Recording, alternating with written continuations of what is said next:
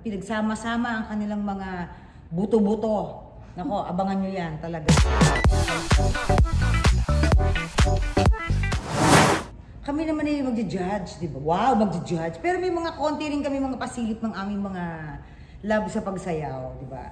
Siyempre, makakasama natin si Yan, si Marian, of course. Alam mo naman natin si Marian talaga nagpapatrending ng mga usong sayo sa TikTok. Mahusay din naman talaga yan. And of course, excited ako kasi makakasama ko ang lahat ng pinakamahuhusay na choreographers and digital stars. And of course, ang ating mga kapuso stars na makakasama. Pinagsama-sama ang kanilang mga buto-buto. Nako, abangan nyo yan talaga. Grabe.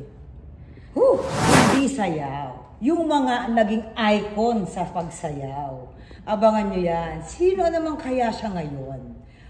Sa susunod na episode, sino kaya siya? Ganon. Abangan nyo yan. May mga ano tayo.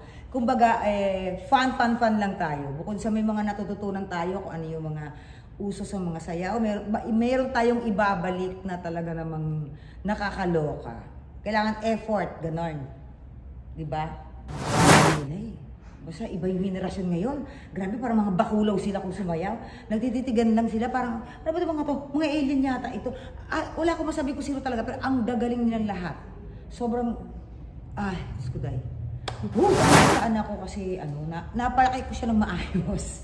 No? At saka, tawag dito, hindi siya yung anak na, ano mo yun, yung, sa material na bagay. Hindi. Kung ano yung meron dyan, ganun siya. Marunong umadjust, kumbaga. And nakita ko rin kung paano siya maging nanay dun sa apo ko. Sobrang, kung paano ko siya inalagaan, yun na-apply niya rin sa anak niya. Nakakatuwa naman. Sobrang nakakatuwa. Kumbaga, meron siyang napulot na magandang, bilang nanay. Diba? Maria, mag-aral ka mag-Tagalog ha. Kasi gusto rin niya maging artista. Sabi ko, kailangan mo mag-aral mag-Tagalog. So, ito, Tagalog ang mensahe ko sa'yo, anak. By this time, pag napanood mo ito, magaling ka na mag-Tagalog. Mag-aral kang mabuti, yun ang importante sa akin. Makapag-aral kayo mabuti, matapos mo yung pag-aaral mo. Sabi ko nga dati sa ate mo, wala akong pakailan basta mag-aral kayo, matapos nyo yung pag-aaral yung kung ano yung kurso na gusto mo. Kasi ang edukasyon, ang pinaka-the best na sandata sa buhay. Yun ang medyo napagkaitan sa akin, di ba? Dahil sa hirap ng buhay ng mama.